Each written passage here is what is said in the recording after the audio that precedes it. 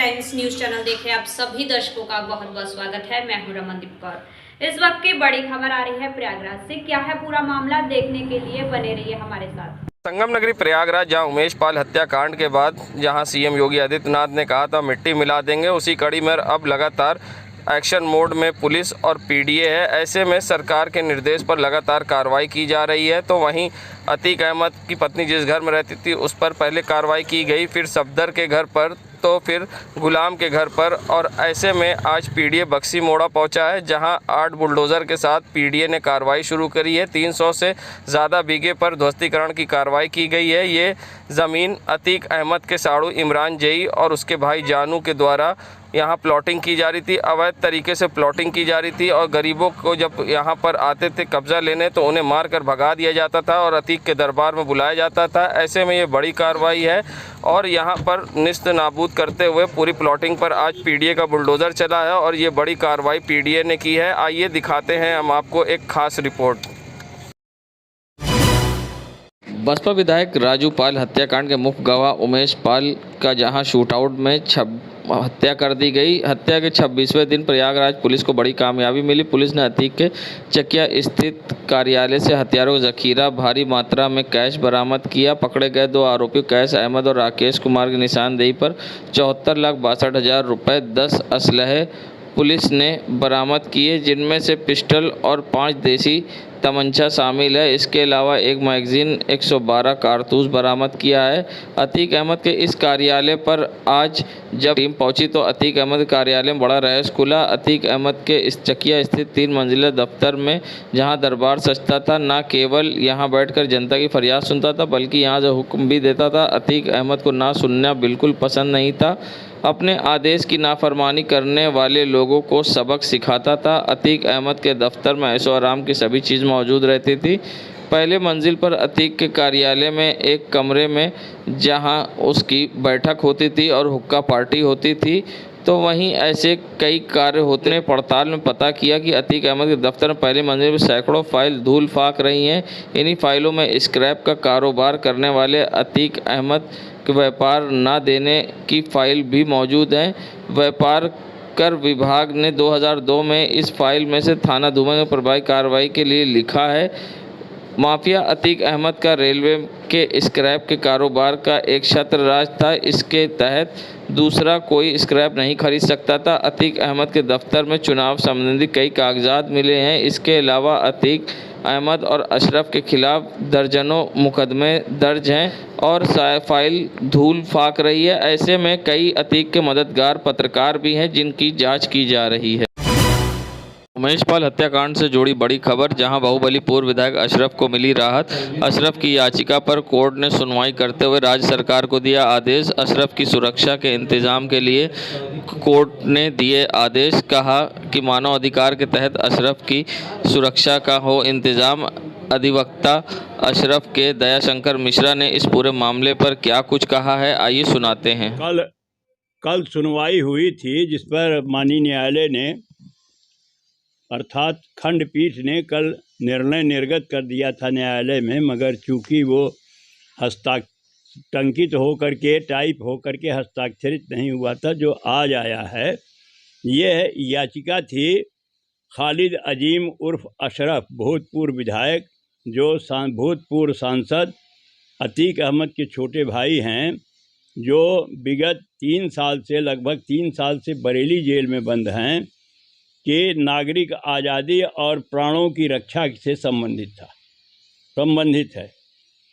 उनके द्वारा ये प्रार्थना की गई थी कि जो यहाँ पर एक घटना घटित हुई है जिसमें उनको अभियुक्त के रूप में नामित किया गया है और अभियोजन पक्ष के अनुसार आपराधिक षड्यंत्र करने का आरोप उनके विरुद्ध है, तो उन्होंने ये शंका जाहिर किया था कि विवेचना के नाम पर मेरे नागरिक आज़ादी को मुझसे वंचित किया जा सकता है और फर्जी इनकाउंटर में मुझको मारा जा सकता है। उसकी हमें सुरक्षा प्रदान की जाए और आने ले जाने में उसको समुचित प्रबंध सरकार द्वारा किया जाए।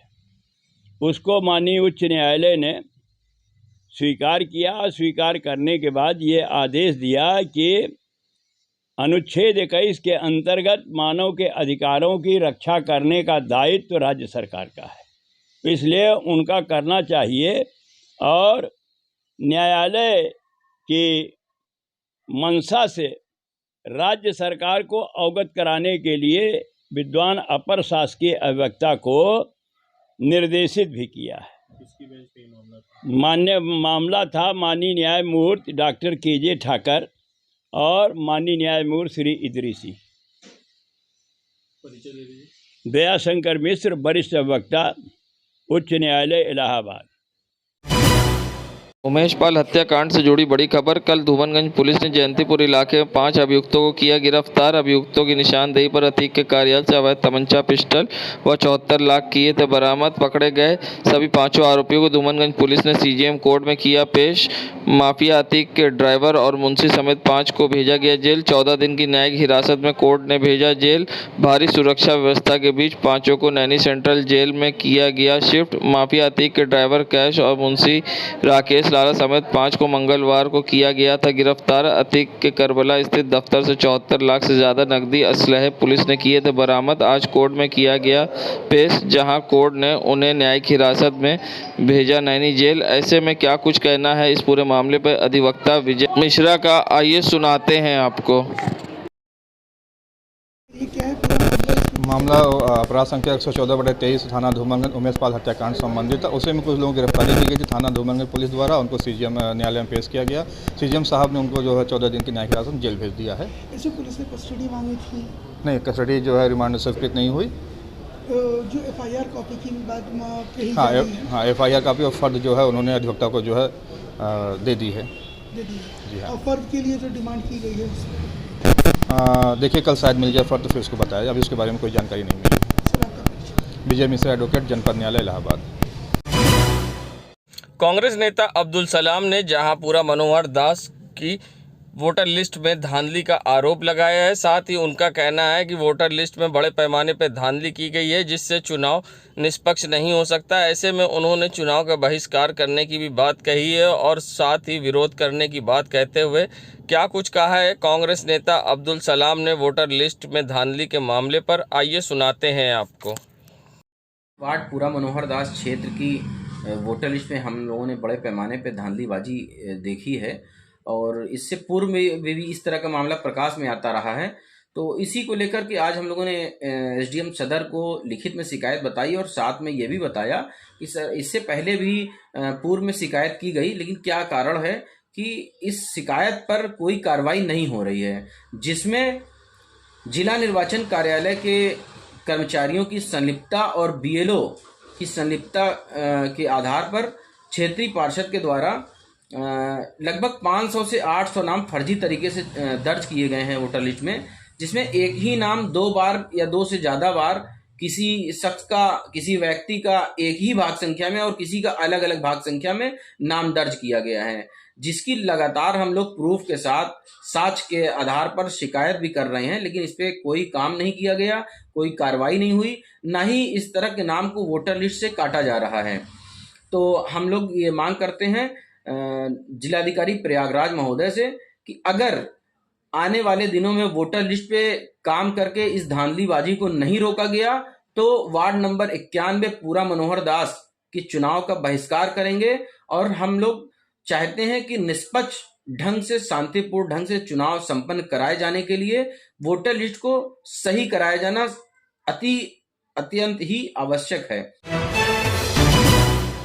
संगम नगरी प्रयागराज, जहां सेंट आर्टिस्ट आशीष निषाद पर जहां जानलेवा हमला हुआ था बीते दिनों, जिसकी खबर पब्लिक वाइब ने भी प्रमुखता से दिखाई थी, जिसके बाद अब उसे फिर जुआ माफियाओं ने पकड़कर रोका और साथ जान से मारने की धमकी दी है। आशीष निषाद का कहना है कि उसने जुआ माफियाओं का वीडियो वायरल किया था, जिसके बाद खबर चलने के बाद जहां उसकी एफआईआर दर्ज हुई थी, मगर इतनी कम धाराओं में उसका मामला दर्ज किया गया है जिसमें गिरफ्तारी नहीं हो सकती है। और ऐसे में जुआ माफिया उसे जान से मारने की धमकी दे रहे हैं लगातार। ऐसे में आशीष ने अपनी जान का खतरा बताते हुए क्या कुछ कहा है, आइए दिखाते हैं आपको क्या कुछ कहना है आशीष का।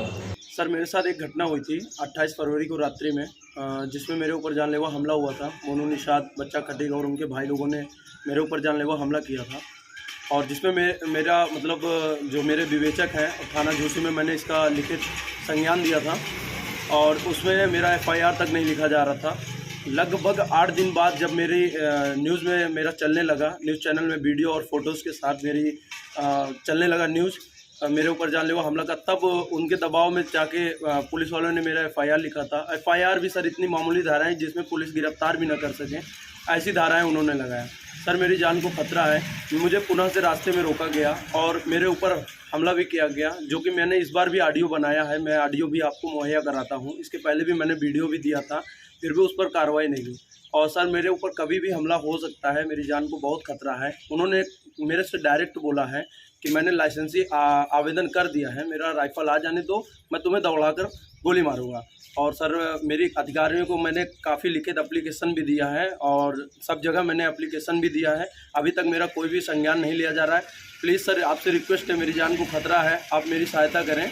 मेरा नाम आशीष निषाद है, प्रयागराज। प्रयागराज के बहादुरगंज स्थित मोती पार्क में शहीद भगत सिंह, राजगुरु सुखदेव के बलिदान दिवस पर कांग्रेस जनों ने चित्र पर माल्यार्पण कर उन्हें भावभीनी श्रद्धांजलि अर्पित किया। इस अवसर पर कांग्रेस नेता इरशादुल्लाह राजकुमार रज्जू ने कहा कि भगत सिंह, राजगुरु सुखदेव भारत माता के सच्चे सपूत थे, जिन्होंने अपनी कुर्बानी दी और देश प्रेम की भावना से कूट कूट भरी हुई थी। उन्होंने अपने देश भक्ति व देश प्रेम अपने प्राणों से अधिक महत्व दिया और संघर्ष, देश की आज़ादी के लिए संघर्ष किया, मातृभूमि के लिए हंसते हंसते अपने प्राणों की आहुति दे दी। तीनों शहीदों की वीर गति प्राप्त हुई। ऐसे में यहाँ पर आज उनकी चित्र पर माल्यार्पण कर पुष्प अर्पित कर यहाँ पर कांग्रेसियों ने श्रद्धांजलि दी। वहीं कांग्रेस नेता इरशादुल्लाह के नेतृत्व में इकट्ठा होकर कांग्रेसियों ने उनका बलिदान दिवस मनाया। जब तक सूरज चांद रहेगा भगत सिंह का नाम रहेगा, जब तक सूरज चांद रहेगा भगत सिंह का नाम रहेगा। उमेश पाल हत्याकांड से जुड़ी बड़ी खबर। बाहुबली पूर्व सांसद अतीक से जुड़े पुलिस कर्मियों पर गिरी थी गाज। उमेश पाल और उनके सरकारी गनर की हत्या के बाद 8 पुलिस कर्मियों को जिले से किया गया था बाहर। उमेश पाल हत्याकांड में पुलिस के बाद अब पत्रकारों पर भी जांच एजेंसियों की पैनी नज़र। अतीक को मदद पहुंचाने के मामले में कई पत्रकारों पर जांच एजेंसियों की है नज़र। कई पत्रकारों के जांच एजेंसियों ने गोपनीय तरीके से कर रही है जाँच। पुलिस के साथ अब कई पत्रकारों के नंबर भी सर्विलांस पर लगे होने की चर्चा। बता दें, इससे पहले करैली, धूमनगंज और पूरा मुफ्ती थाने में तैनात 1 इंस्पेक्टर, 3 दरोगा, 4 सिपाही का पुलिस ट्रेनिंग सेंटर में किया गया था तबादला। सूत्रों के अनुसार अतीक को मदद पहुंचाने वाले कई पत्रकार और पुलिस के नंबर सर्विलांस पर लगाए गए। डीजीपी ऑफिस से जारी आदेश की प्रदेश भर में चर्चा। इस आदेश को उमेश पाल हत्याकांड से जोड़कर देखा जा रहा है। वहीं नंबरों को सर्विलांस पर लगाए जाने की चर्चा से अब लोगों में मची है खलबली। इलाहाबाद हाईकोर्ट से जुड़ी बड़ी खबर। अतीक के लापता बेटों के मामलों में सुनवाई हुई पूरी। हाईकोर्ट ने सुनवाई के बाद फैसला किया सुरक्षित। अगले 1-2 दिन में आएगा हाईकोर्ट का फैसला। उमेश पाल हत्याकांड के बाद से लापता हैं अतीक के दोनों बेटे एज़म और अबान। अतीक की पत्नी ने दाखिल की थी बंदी प्रत्यक्षीकरण याचिका। अवैध तरीके से पुलिस हिरासत में रखने का आरोप। हाईकोर्ट से नाबालिग बेटों की रिहाई की लगाई थी गुहार। बता दें, इससे पहले अतीक की पत्नी ने सीजीएम कोर्ट में दी थी अर्जी। कहा था उनके नाबालिग बेटे एज़म और अबान को पुलिस ने हिरासत में लिया है, जिसके बाद सीजीएम कोर्ट ने धूमनगंज पुलिस से मांगा था जवाब में कहा गया था कि दोनों बेटे लावारिस हालत में घर के पास घूमते मिले थे, जिसके बाद उन्हें दाखिल कराया गया था बाल सुरक्षा गृह में। इसके बाद अतीक की पत्नी ने हाईकोर्ट में की थी याचिका, जिस पर सुनवाई करते हुए फैसला किया गया सुरक्षित। डिप्टी सीएम केशव प्रसाद मौर्य के द्वारा स्वरूप रानी अस्पताल के जीर्णोद्धार घोषणा के बाद कार्य शुरू कर दिया गया, जहां एक तरफ अस्पताल की नई बिल्डिंग का निर्माण करना एवं पुराने अस्पताल की बिल्डिंगों की जीर्णोद्धार करने का कार्य किया जा रहा है, तो वहीं पूरे क्षेत्र में उत्तम जल निकासी व्यवस्था के लिए अस्पताल को ठीक पीछे एसटीपी भी बनाए जाने का प्रावधान है, जिसके चलते आज प्रयागराज विकास प्राधिकरण का बुलडोजर स्वरूप रानी अस्पताल के पीछे बने अवैध निर्माण को हटाने पहुँचा। लेकिन वहाँ पहुँचने पर रहने वाले लोगों द्वारा इस अभियान का विरोध किया गया, जिसके चलते कई घंटों तक कार्य बाधित रहा। लोगों का कहना था कि उन्हें किसी प्रकार का कोई नोटिस नहीं दिया गया, लेकिन विकास प्राधिकरण द्वारा दस्तावेज दिखाया जा रहा है कि उन्हें साफ तौर से उल्लेखित है कि नोटिस देने आए लेखपाल एवं अन्य कर्मचारी वहां से लोगों ने नोटिस लेने से मना कर दिया था। बहरहाल विवादों के बीच लोगों ने अपना सामान झुग्गी झोपड़ियों से निकालकर बाहर रखना शुरू कर दिया एवं विकास प्राधिकरण के अधिकारियों आम जनता की ओर से वकील द्वारा पूरे मामले में मंथन शुरू कर दिया गया। बता दें वहीं आज पीडीए की टीम ने पहुंचकर यहां अवैध निर्माण को हटवाने की कोशिश की, जहां पर काफ़ी देर जद्दोजहद चलती रही और आपस में तीखी नोकझोंक भी हुई। ऐसे में अधिवक्ताओं द्वारा जहां अफसरों से समय देने की बात की गई, तो वहीं पीडीए के अधिकारियों ने यहां पर पहुंचकर अवैध निर्माण को हटवाकर जगह खाली कराई है, जिससे कि एसटीपी आसानी से बन सके। देश दुनिया की खबरों के लिए world media times news channel को सब्सक्राइब करें।